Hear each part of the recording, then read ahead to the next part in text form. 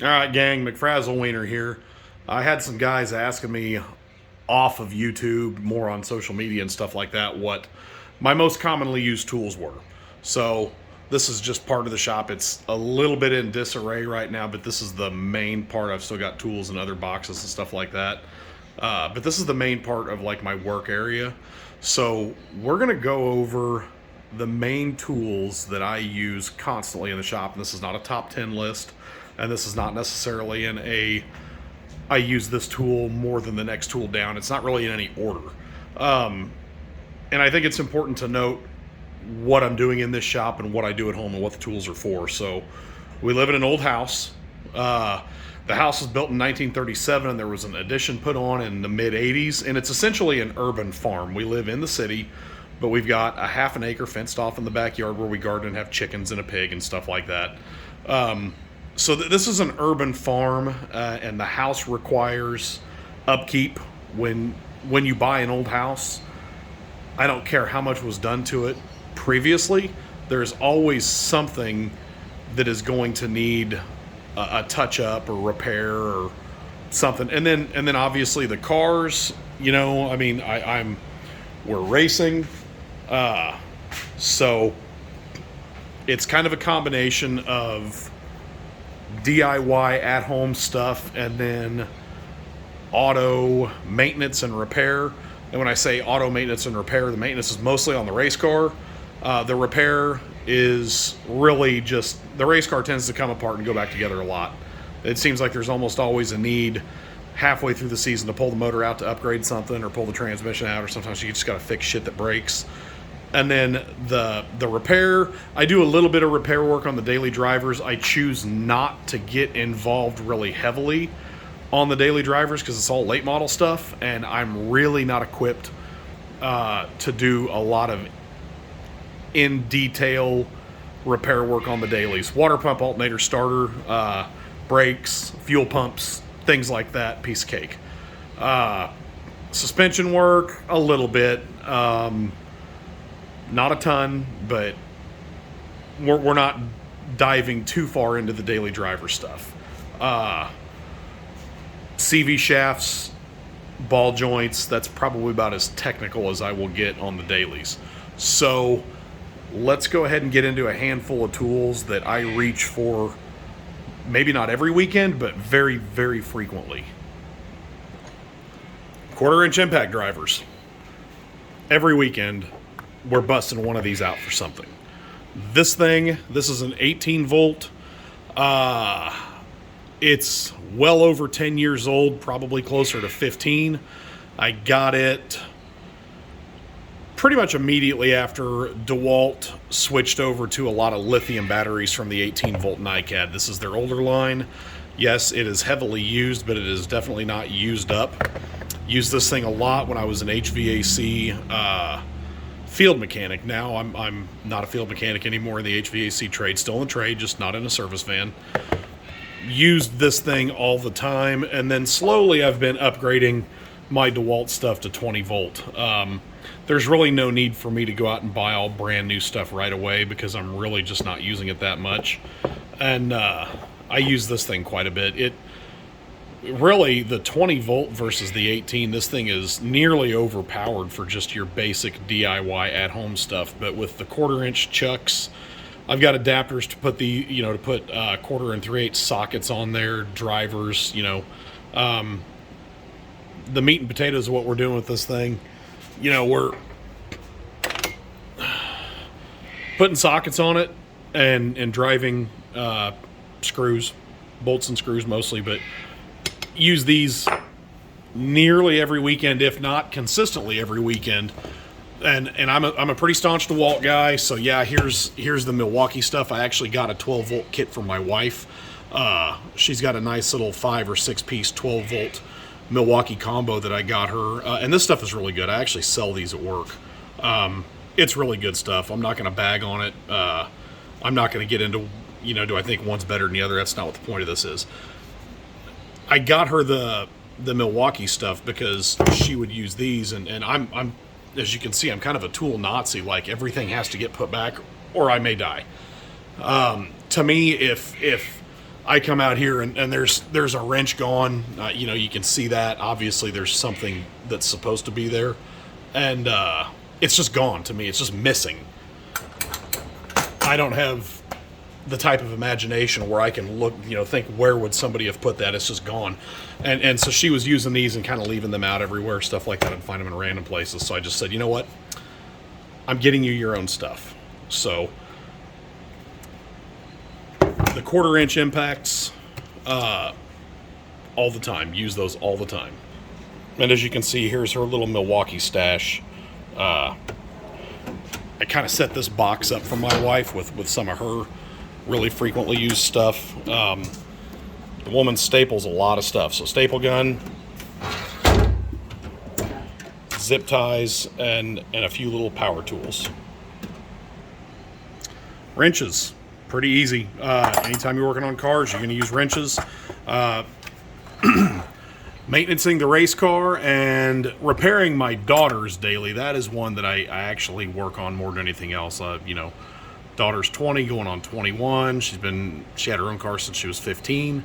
So anyway, needless to say, if you're not prepared to spend thousands upon thousands of dollars at a mechanic, you're going to fix the young children's daily drivers. And these are all metric. These are Pittsburgh. Not super proud of them, but I didn't need.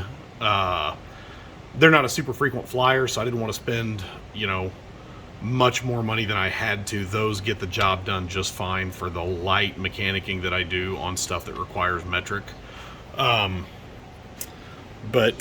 wrenches, use them all the time, and pretty much anything. Anytime I'm wrenching on anything, I get these guys out. Really do like these. This is the Mountain brand, found on Amazon. They are double box end, swiveling, and reversible. Icon has the same thing. The Icons, wrong drawer. I have them in metric, and they are the same tool. One of them costs half as much as the other, but they're coming out of the same place. So wrenches are definitely a frequent flyer. Every weekend I'm doing something where I'm getting down wrenches. Sockets and ratchets. You're not going to break out ratchets or wrenches if you're not using the sockets and ratchets. That kind of goes hand in hand. And with that, these guys. Every time I turn wrenches, these are going under the car or in the engine bay, or, you know, pulling duty, working on rear suspension. Love these things. These are the only Milwaukee power tools that I own. Really do like them. And I bought this one because I'm a DeWalt guy and I wanted to try one out, and some crackhead was selling it on the Facebook Marketplace. It was brand new. That's a $200 unit without the battery. I gave $50 for it. I haven't even done anything with it. It was cheap enough, so why not? I'm excited to see how it stands up, or how it stacks up against the DeWalt, or excuse me, the Milwaukee. They're both 3/8. The difference is the Milwaukee is 12 volt and this one's 20. And this has the Power Stack 4 amp hour battery in it. The Milwaukee is 50 foot-pounds of torque and the DeWalt is 70. So it's a little goofy. I'm not super thrilled about the battery arrangement that DeWalt came up with on this, but you know, it was either that or I guess redesign a battery. But sockets and ratchets, again, frequent flyers all the time. And this is one of the Craftsman kits. This is a Craftsman American-made kit. I keep all these drawers because this is my travel kit when I go to the racetrack. I just take these drawers and put them in the original boxes I keep stowed away. But I like to keep them in here when they're at home, so that way they're easily accessible. But yeah, definitely a frequent flyer on anybody that does DIY wrenching at home. Sockets and ratchets. And if you have not made the switch to battery powered, these are fantastic. It's worth every penny to sink a little money into those. Here's a bit of an odd one, a little torch. I actually really prefer the MAP gas. The MAP gas burns hotter, but the bottles are so much more expensive. You get these little propane camping bottles for $5. But anytime you're doing any wiring and stuff like that, and you're going to do any heat shrinking, stuff like that, these are really good to have around. And believe it or not, that I've gone through several different torch tips, and this Ace Hardware torch tip is the best one I ever used. But we do a lot of stuff outside. We'll light little campfires, little bonfire, not bonfire, but little fire pit. Fire this guy up, fire off the smoker with it. It will light lump charcoal in just a few minutes. And I keep plenty of these bottles around because I've got a little Blackstone, little 22 or 24 inch Blackstone. And I just cook with these little bottles rather than having a big 20 gallon or 10 gallon, however big they are. So I always keep plenty of these around. Like I said, you can get these for $5 a piece. So, but it seems like this is another one that somebody's always asking where the torch is nearly every weekend. I keep it away from the kids. One of the kids is at the age where she's a little bit of a pyromaniac, but all the time, always using that thing. Flashlights, maybe it's the child in me, but I'm of the opinion that you can never have too many flashlights. I use these a lot working under the car, especially when I'm up underneath it, maybe doing a 4-link change, track conditions change. You need to take bite out of the car, let the car squat, or you need to put bite in it, put anti-squat in it. The wife got me these. These are good for just cruising around the backyard. Like when we're putting the chickens to bed, you need to grab a flashlight, find a chicken that might be hiding. Again, just flashlights I've collected over the years. I think these are Nebo. These Nebo slides. These are really cool. You can open it up like that and it'll automatically kick on. Batteries are about dead in that one, but and then this thing, you can just about give somebody an x-ray with that thing. DeWalt 20 volt. They're like $125 new without the battery, I think, somewhere around there. I bought it used off the Facebook Marketplace, $60 for, it's an older battery. It's a 2018 or 2019 battery. That is the one good thing about DeWalt is they very clearly stamp the birthdays of the battery on there, so you know exactly how old they are if you're going to buy a used one or if you're even going to the store and getting one. I don't remember how many candle power this thing is, but like I said, you can give somebody an x-ray with that thing just about. So, but flashlights, especially in the wintertime, where we're at, late December, early January, the sun's down and it's dark by 5:15. We're coming out of that season, but it just seems like somebody's always asking for a flashlight, going out and doing some sort of chore or something like that on the urban farm in the dark. So flashlights, use them nearly daily probably. The miter saw. This isn't a super fancy one. It's a single bevel, 12-inch, not a slider. I use this thing more than I would care to admit, to be honest with you. I never wanted to be a woodwork guy. Wasn't something that 15 years ago, 20 years ago, I enjoyed. It didn't have jack shit for tools. And then my father-in-law bought a really nice DeWalt double bevel slider, and he gave me his little 10-inch Makita. And I could not, it was an older saw. That thing was a stud. I used it constantly, but I could not believe after having one how much I was reaching for it. So eventually, I gave that one to a buddy of mine, and I picked this one up, and it's a 12-inch blade, I think is what it is. Yeah, that's 12-inch blade, and it's got a nice deep cut. You can cut a lot with that, but if you don't have a miter saw and you are anywhere near doing anything in an old house that requires wood repair or wood building or woodworking, worth the money. So I didn't want to be that guy, but I really use this thing probably almost every weekend, to be honest with you. Levels and squares kind of goes hand in hand with doing any type of woodworking or concrete work, which, yes, I had to do that too. But levels and squares, I mean, have multiple 2-foot levels, got a 3-foot and one 4-footer, and then several little, I don't know, several, probably 2 or 3 of these. But levels and squares, anything remotely DIY, keep them handy. Got to use them. Circular saws. Probably not every weekend, but definitely monthly. Obviously, this one's mine, and this one's the wife's. Little 12-volt, and holy shit, what a beast this thing is. It is almost embarrassing. Now, granted, that is probably, these are the old school DeWalt XRP 18-volt NiCads. The saw's good, but it's limited because of its battery power. maybe if I had some brand new of these batteries, it would be a little bit better. But as I said, I'm kind of upgrading everything to 20 volt. So I won't worry about getting these new batteries. I've been actually shopping for a 60 volt flex saw. And other than the blade capacity, this is a 7-inch blade and this is a 7.25, I think. This thing, battery power wise, and like ripping 1/2-inch plywood, stuff like that, this thing actually outperforms that. But this thing is probably 15 years old or more, probably more. I probably bought this in like 2004 or 5. So it's approaching 20 and this thing's brand new. And again, this is part of my wife's kit that I got her. She probably doesn't use it as much as I do, honestly, but use the circular saws probably close to monthly. Definitely not an every weekend thing, but when we're doing little projects in the greenhouse, we're always adding on to stuff on the back deck and in the chicken coop and in the greenhouse, stuff like that. These go with us a lot. So the circular saws are worth their weight in gold. It's not a everyday thing. If I was a contractor, a general contractor or framer, maybe so. But and I also have a 110 volt one up there. There he is right there. If I got to rip down some 1/2 or 3/4 really long rips of plywood or something like that, then I'll get that thing down. But the circular saws are very handy. Use those quite a bit. A cooler.